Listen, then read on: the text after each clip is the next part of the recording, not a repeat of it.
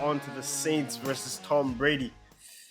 Ah, this one, Brandon. I'm coming straight to you here. So pull up your tables, pull up your fact sheets, and everything.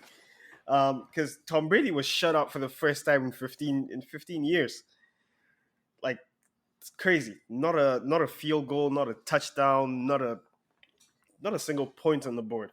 Um, the Saints have handed Tampa their fourth loss of the season, and this game was very defensive, kind of boring. It ended up with a score of just 9-0. Um, and Brandon, to your point, you kind of mentioned this in kind of pre-production there. Uh, that the Saints have just kind of had Tom Brady's number for the last couple of seasons there.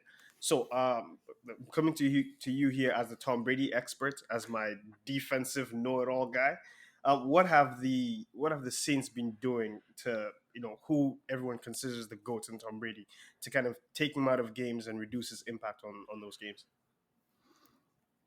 I don't know what exactly it is. It's got to be Dennis Allen. Whatever scheme he draws up, um, just seems to work. And I don't know who saw this or didn't see this, but Aaron Rodgers, Pat McAfee show Tuesday. I stayed away from the topics this time, but I'll bring it up because one thing he talked about was when you play someone with a legacy status, if you want to say it like that. Like his example was like if you're playing the Green Bay Packers, who are historically title town, like you bring your A game. That's just it. You prepare as if it's your Super Bowl. And I think it's been like this for a bit now, but it's the same thing with Tom Brady. Like if you are showing up to play Tom Brady, everyone in that organization is bringing their A game, no matter what, because everybody obviously wants to beat Tom Brady. I think at this point, at least with most of the players in the league. Like he's undisputed one of the fiercest competitors and greatest at the position. So um, nobody wants to sit back and just watch it happen. They want to be the guy that intercepted Tom Brady, the guy that sacked Tom Brady, the guy that strip sacked him, made him fumble, whatever the case is. They want to be that guy.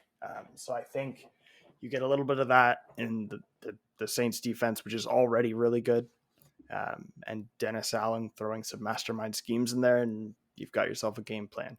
Why this always happens specifically to Tom Brady, I don't know, because there are games we've seen the Saints defense fall apart in situations where they shouldn't.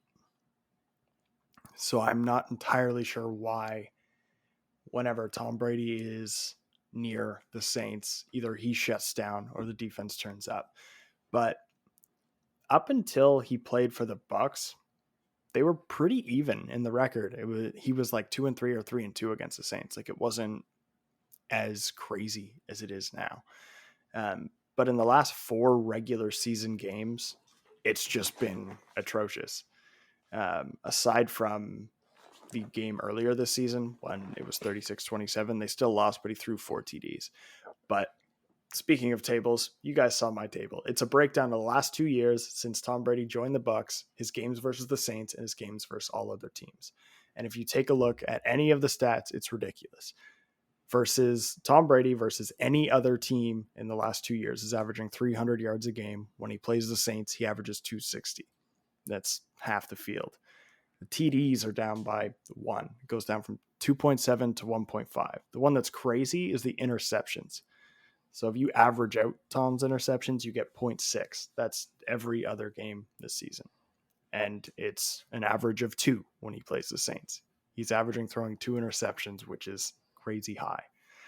And for some reason, he averages 13 points a game versus the Saints versus 31 versus everybody else. So I don't know what it is. I don't know what that building or that team brings against him, but mentally he shuts down. This is the second game he's played them in 2 years where he hasn't scored a touchdown. Mm. Yeah, those are definitely telling numbers. Jen, what were your takeaways from this game? Tom Brady lost all of his, essentially all of his weapons, due to injuries and everything like that. And I think it played a huge role um, into his demise when it comes to that. And I think overall, I think Tom has just officially lost it to the Saints at least. And I think especially after his after the game decor, telling the coordinator to go fuck himself. That's his actual words. Um, so it seems like he has kind of lost his marbles a little bit. How come people are surprised when Tom swears at someone in the middle of a football game like it's never happened before? We've seen multiple footages of this guy cussing out anybody when they're losing. If you watch Undisputed, so I don't have to explain the whole Psycho Tom thing to you, but I don't think he's lost his marbles because he got mad at somebody. Um, it's pretty normal when they're losing pretty badly for him to be a competitor. Uh, he's obviously a sore loser because he's been to literally half the Super Bowls as long as he's been in the league. Yeah. And I don't think he's lost it. I mean, call for the end of his career like everybody else has been doing for the last decade. Um, and eventually you'll be right if you do it every year. Um, but we've seen him go down in the middle of the season. We've seen him play a few stretch of a few bad games, and usually you can figure it out. But you're right. He did lose Mike Evans, Chris Godwin, and Leonard Fournette. And I think they were all in the first half. Yeah. They definitely did go into that game very, very shorthanded. So that definitely could have played into the into the final score of these guys having no points on the board. As I mentioned earlier, that hasn't happened to Tom Brady in over 15 years. Sorry, in 15 years. So him not having his weapons could have definitely kind of impacted that.